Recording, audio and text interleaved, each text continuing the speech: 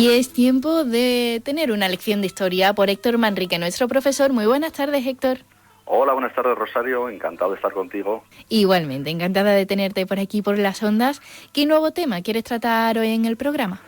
Pues hoy voy a comenzar una pequeña serie en la que nuevo de reyes de España y concretamente de los reyes de la dinastía Borbón. Y lo de los Austrias, pues ahora vamos a con los Borbones, que empezaron tras la muerte del último rey de Austria, que fue Carlos II, el rey mal hecho, este rey un poco turuleto que salió mal, que fue el último de la dinastía Austria, y fue cuando murió en el año 1700. Desde entonces los reyes de España han sido los Borbones, salvo dos excepciones, como fue José I, el hermano de Napoleón, que fue conocido como Pepe Botella, pese a ser abstemio, y Amadeo I de Saboya, que reinó apenas 3 años durante el sexenio democrático en el siglo XIX. Esto ya lo conté en otro programa hace unas semanas. Y también habría que destacar los dos intentos de repúblicas que hubo en España, una en el siglo XIX y otra en el XX, y la dictadura de Franco, donde no hubo rey, pese a ser España una monarquía, según se decía. Una monarquía sin rey, un poco raro, bueno, cosas de Franco.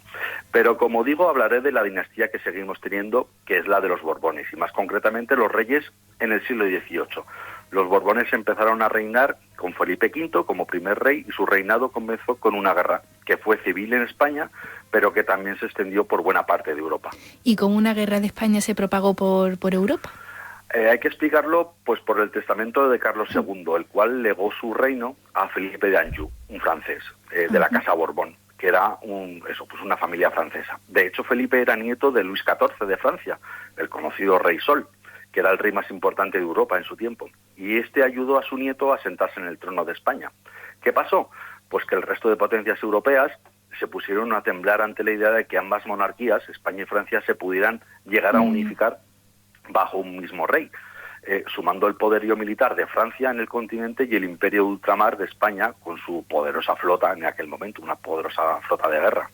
Eso fue algo que el imperio austríaco, el Reino Unido, pues no estaban dispuestos a tolerar, y ambos bandos apoyaron a un pretendiente dependiendo, pues por ejemplo, los austríacos y el Reino Unido apoyaron a un pretendiente austríaco que fue el archiduque Carlos de Austria, el segundo hijo del emperador de Austria, un tal Leopoldo.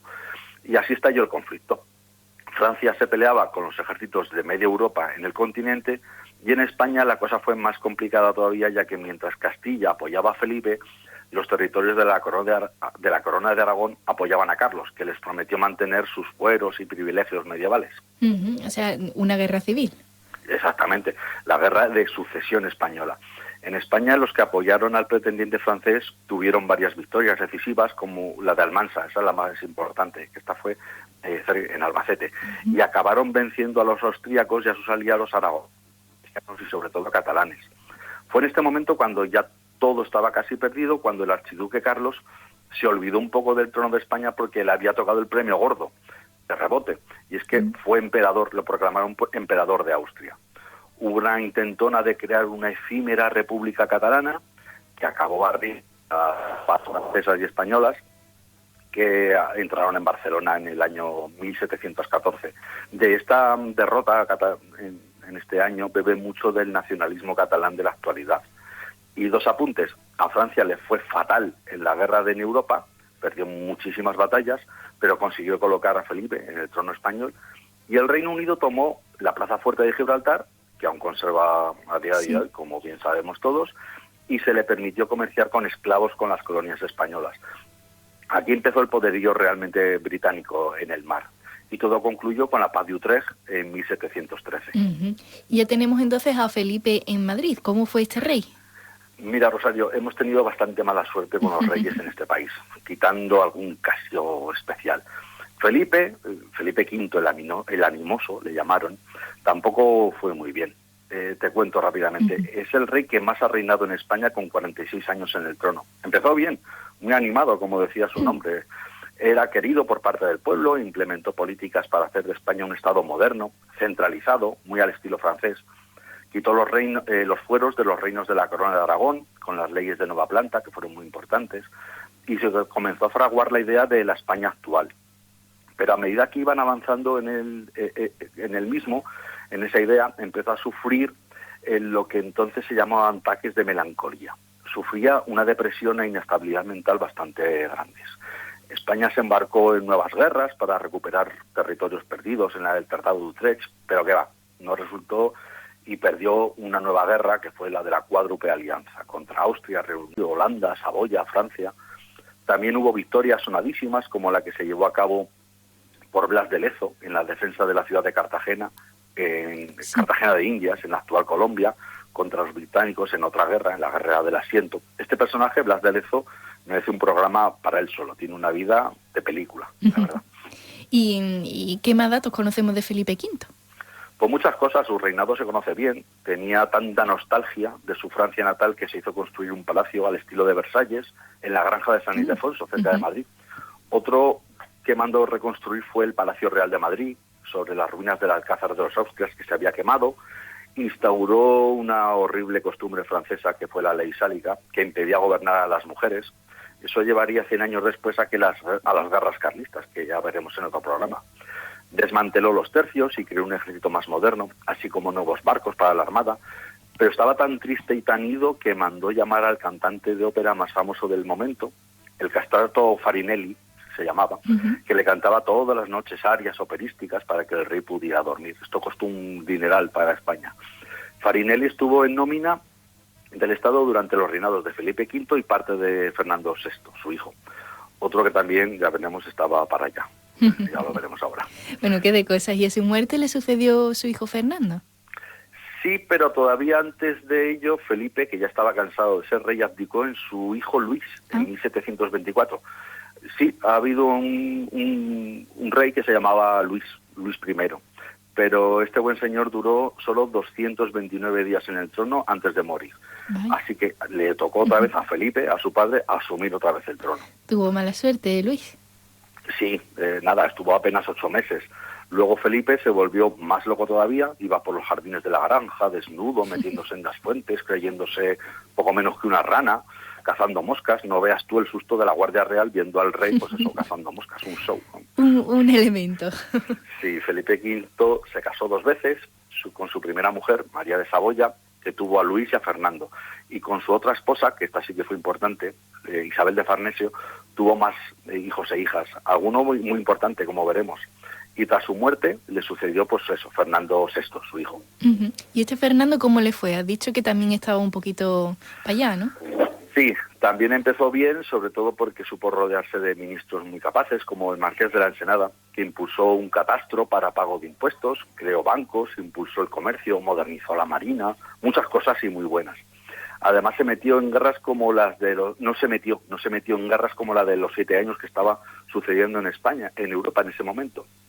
La verdad es que muy bien, y se casó con una princesa portuguesa llamada Bárbara de Braganza, que no es que fuera muy guapa, había cancioncillas y coplillas para Madrid que se metían con la pobre reina, pero el rey la quería muchísimo, pero muchísimo, muchísimo. Tanto que al morir la pobre reina, en 1758, el rey entró en una locura terrible, en un desequilibrio total, y tardó en morir solamente 1 año después, sin descendencia. Vaya, bueno, un panorama. ¿Qué pasó a continuación? Sí. ¿Quién fue el rey? Pues como ya he dicho, Felipe V tuvo 2 mujeres. Y de la segunda mujer, Isabel, la Farnesio, que le llamaban, era una mujer de armas tomar. No paró hasta colocar a todos sus hijos e hijas en tronos de Europa. Y el más famoso fue su hijo Carlos, que fue rey de Nápoles durante 25 años. Pero a su muerte, a la muerte de su hermanastro, de Fernando VI, asumió el trono de España con el nombre de Carlos III, un rey ilustrado, llamado el mejor alcalde de Madrid por la cantidad de obras públicas que llevó a cabo en la capital, como la famosísima Puerta de Alcalá. Tiene fama de ser uno de los mejores reyes que ha tenido España en toda su historia, pero a mi parecer tiene un borrón bastante grande, que voy a contar. Mientras su hermano evitó que España entrara en la Guerra de los 7 años, que enfrentaban a Prusia y Gran Bretaña contra Francia, Austria y Rusia, fue el primer conflicto. Este conflicto fue el primer conflicto mundial, la primera guerra mundial realmente, ya que hubo enfrentamientos en 4 continentes, sobre todo entre franceses y británicos. Pues bueno, Carlos III metió a España en la guerra, aliándose, como siempre en el siglo XVIII, al lado de Francia, que para eso eran parientes, los reyes. Eran los llamados pactos de familia entre reyes franceses y españoles. Como perdimos la guerra contra los británicos, estos nos quitaron la Florida y como compensación, Francia cedió a España la Luisiana, que era un enorme territorio en los actuales Estados Unidos, que era imposible de controlar para nuestro país. Bastante teníamos con controlar el resto del continente. Era de España, pero como si no lo fuera. Como venganza contra el Reino Unido, España y Francia apoyaron a las colonias americanas, que eran británicas, y les ayudaron a independizarse para formar lo que se llamarían los Estados Unidos de América. Bueno, interesante. Así que Carlos III bien, pero un poquito mal también. Exacto. A mí al menos así me lo parece. Era un rey muy de la época, muy ilustrado, todo muy por el pueblo pero sin el pueblo. La famosa frase, todo para el pueblo pero sin el pueblo, que esta era la frase del despotismo ilustrado, tan del gusto de reyes y reinas absolutos del siglo XVIII. Hacían muchas obras, muchos palacios, mucho lujo, pero luego estaban declarándose la guerra unos a otros continuamente, cambiándose de bando y haciendo sufrir a sus pueblos con guerras absolutamente absurdas, algunas. Pero es cierto que Carlos III se le tiene como un buen rey, ¿no? Sí, y también se rodeó de grandes ministros, el conde Aranda, Esquilache, Campomanes, el conde de Floridablanca, Pablo Olavide, que repobló toda la Sierra Morena. Y otra cosa que hizo importante fue, por ejemplo, que dotó a España de sus dos principales símbolos nacionales, como son la bandera, la rojigualda, y la marcha real como himno de España. Anda, pues esto también es interesante. Sí, porque lo es, porque como veremos se están afianzando las bases del futuro país tal cual lo conocemos ahora, con su himno, su bandera, sus fronteras, su forma de gobierno. Poco a poco se va conformando la identidad de España como Estado-nación, aunque hoy por hoy hay parte de la población que no piensa así y considera a España pues como un Estado plurinacional. Pero este tema no nos interesa en este programa, por ahora. Carlos III vino con su hijo, después de Carlos III vino su hijo, Carlos IV, que empezó pues con una movida que cambiaría toda la historia del mundo para siempre. Exactamente a los 7 meses de comenzar su reinado, estalló la Revolución Francesa. Y vaya cómo nos estalló a todos. Nos dio de lleno, sobre todo a España y al resto de Europa, bueno, a todos. Y ni Carlos IV ni su hijo Fernando VII, el peor rey que ha habido en España, sin duda, tuvieron la capacidad de manejar las dificilísimas situaciones a las que se iban a enfrentar. Ya lo explicaré ya en el próximo programa, que tiene tela estos dos personajes. Bueno, pues muy interesante el capítulo de hoy, Héctor. A mí me ha recordado creo que las lecciones de historia de segundo bachillerato, puede ser que sea de ahí, ¿no?